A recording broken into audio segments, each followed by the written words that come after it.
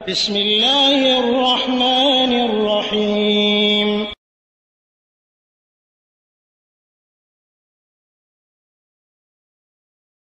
আসসালামু আলাইকুম রহমতুল্লাহি ওয়া বারাকাতুহু। আলহামদুলিল্লাহি ওয়াহদাহু ওয়াসসালাতু ওয়াসসালামু আলা মান লা নাবিয়্যা বা'দাহ। আমার নিকটে একটা প্রশ্ন এসেছে আমাদের অতি পরিচিত মুখ এবং দিনী ভাই হোসাইন মুআজ্জেম পলাশের পক্ষ থেকে সৌদি আরব হতে। তার প্রশ্নটি হলো, রুকুতে যদি কেউ ভুলে সুবহান রাব্বিয়াল আলা আর সেজদায় সুবহান রাব্বিয়াল আযীম পড়ে ফেলে, এর বিধান কি? এর বিধান হলো যে জমহুর উলামায়ে দ্বীন, অধিকাংশ উলামায়ে দ্বীন তাদের নিকটে এর বিধান খুবই সহজ। তারা মনে করেন রুকু এবং সাজদার এই দোয়াগুলি, এই জিকির তাসবিহগুলি, এগুলি হলো মুস্তাহাব, পড়াটা ভালো, এগুলি ছাড়াও রুকু সাজদা হয়ে যাবে। পক্ষান্তরে হাম্বলি মাযহাবের উলামায়ে কেরাম তারা বলেন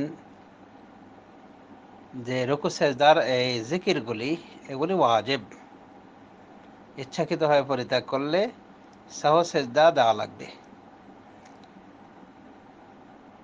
আর ভুলে গেলে ইচ্ছাকৃতভাবে পরিত্যাগ করলে নামাজই হবে না, আর ভুলে গেলে সাহু সাজদা দেওয়া লাগবে।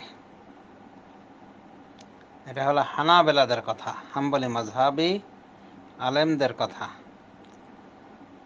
অবশ্য শেখুল ইসলাম ইবনে তাইমিয়া রাহমাতুল্লাহি আলাইহি তিনি বলেন যে জিনসুত তাসবিহ এটা হলো ওয়াজিব, রুকু সিজদাতে তাসবিহ পড়াটা হলো ওয়াজিব। এখন সেটা সুবহান রাব্বিয়াল আলা হোক, সুবহান রাব্বিয়াল আযীম হোক, বা যে কোনো তাসবিহ হোক না কেন, বা সুবহানাকাল্লাহুম্মা ওয়া বিহামদিকা,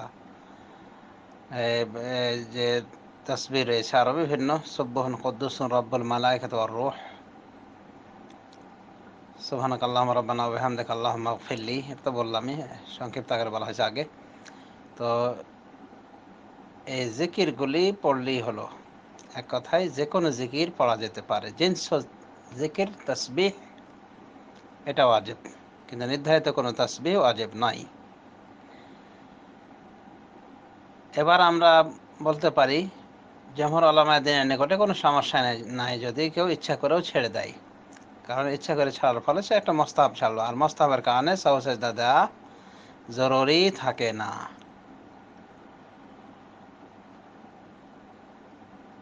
অবশ্য হাম্বলি উলামায়ে দ্বীনের ব্যাখ্যা থেকে আমরা যা জানতে পারলাম সেটা হলো এই, যে যদি কেউ এই তাসবিহগুলি ভিন্ন জায়গায় পড়ে, অর্থাৎ রুকুটা সেজদাতে, সেজদাটা রুকুতে, তাহলে আর দুটো অবস্থা রয়েছে, যে হয় তার স্মরণ হয়ে গেছে এবং যথাস্থানে যে তাসবিহ সেটা পড়ে নিয়েছে, যেমন সুবহান রাব্বিয়াল আযীম সেজদাতে পড়েছিল বটে, কিন্তু স্মরণ হয়েছে, আবার তখন যেটা সেজদার দোয়া সুবহান রাব্বিয়াল আলা পাঠ করে নিয়েছে। অনুরূপভাবে সেজদার রুকুর ক্ষেত্রে হয়েছে, সুবহান রাব্বিয়াল আলা পাঠ করেছে, এরপরে তার মনে হয়ে গেছে এটা তো আমি সেজদার দোয়া পাঠ করে ফেললাম, তখন সে আবার রুকুর যেটা দোয়া সুবহান রাব্বিয়াল আযীম পাঠ করে নিয়েছে। তাহলে এমত অবস্থায় সাহু সিজদা দেওয়া লাগবে না, ওয়াজিব হিসেবে দেওয়া লাগবে না, তবে মুস্তাহাব, দেওয়াটা সুন্নাহ মুস্তাহাব। এমন কথাই বলেছেন শেখ ইবনে উসাইমিন রহমতুল্লাহ আলাইহি এবং শেখ ইবনে জাবরিন, যারা হায়াত কেবারের উলামার দুই পণ্ডিত। আর যদি এমন হয় আরেকটা অবস্থা, যে সাহু সিজদা দেয়া সরি রুকু সেজদার দোয়া এভাবে উলটপালট করে পড়ে নিয়েছে, আর সময় থাকতে সঠিক যে জিকির ওই স্থানের পড়া হয়নি, অর্থাৎ সুবহান রাব্বিয়াল আলা বলেছে রুকুতে, সুবহান রাব্বিয়াল আযীম বলেছে সেজদাতে, এবং স্মরণও করেনি, কাজেই যথাস্থানের দোয়াও পড়েনি, জিকির আজকারও জিকির পড়তেও পায়নি। এখন কি করবে? এই অবস্থায় তারা বলেন যে সাহু সেজদা দেওয়া ওয়াজিব, তবে সালামের পূর্বে এই সাহু সেজদা দেওয়া লাগবে।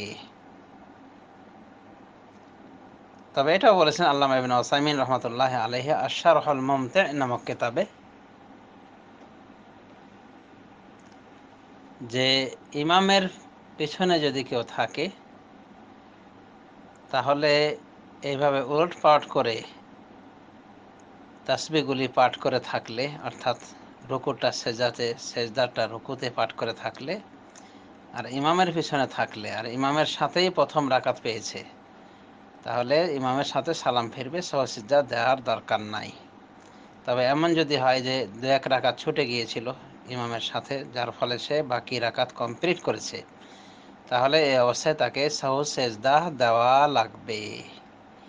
এভাবে আল্লামা ইবনে উসাইমিন ব্যাখ্যা করে বলেছেন।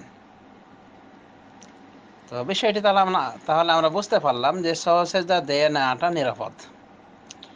সাহু সেজদা যদি পরিত্যাগ করে, এই রুকু সেজদার জিকির উলটপালট করে পড়ার কারণে যদি সাহু সেজদা দেয়, এটাই হলো নিরাপদ। আর যদি পরিত্যাগ করে, জমহুর উলামায়ে দ্বীনের অভিমতের উপরে, তাদের অভিমতের উপরে ভিত্তি করে, তাদের অভিমতকে বলিষ্ঠ মনে করে, তাহলে আশা করি তার কোনো সমস্যা হবে না। তবে সাহু সিজদা দেওয়াটাই নিরাপদ। হাযা আল্লাহু তাআলা আলাম, ওয়া সাল্লাল্লাহু আলা নবিয়িনা মুহাম্মদ ওয়া আলা আলিহি ওয়া সাহবিহি আজমাইন। ইখতিলাফের কথা এজন্য উল্লেখ করলাম যে আমাদের যেসব বিষয়ে দলিল একেবারে স্পষ্ট নয়, বা দলিলের টানাটানি রয়েছে, দলিলের বুঝ নিয়ে, সেই অবস্থায় আহলুল ইলমদের কথা, তাদের বুঝ উল্লেখ করা দোষণীয় কিছু নয়। তাই এখানে উল্লেখ করলাম, এবং যেটা নিরাপদ পন্থা বলে দিলাম যে সাহু সিজদা দেওয়াটাই নিরাপদ। তবে পরিত্যাগ করলেও আশা করি তার রক্ষার উপায় আছে। হাদা সাল্লাল্লাহু আলা নবিয়িনা মুহাম্মদ ওয়া আলা আলিহি ওয়া সাহবিহি।